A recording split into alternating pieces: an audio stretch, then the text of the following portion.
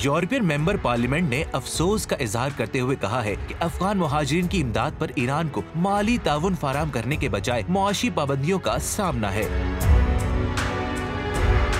Mic Wallace का कहना है कि अफगानिस्तान में पैदा होने वाले बहरान के बाद बड़ी तादाद में अफगानियों ने हमसाया ममालिक का रुख किया और हमसाया ममालिक में अफगान पनाह गजीनों को पनाह देने और ताउन फराहम करने वाले ममालिक में ईरान सरे फहरिस्त है। लेकिन ईरान को बजाय इसके के माली ताउन और इमदाद दी जाती, इस पर मुआशी पाबंदियां बढ़ा दी गई हैं। माइक वेलेस का मजीद कहना था कि आया यूरोपीय यूनियन अफगान पनाह गजीनों की थोड़ी सी भी परवाह करते हैं। इनका कहना था कि बहरान ज़दा इंसानियत को बचाना सबका फरीजा है।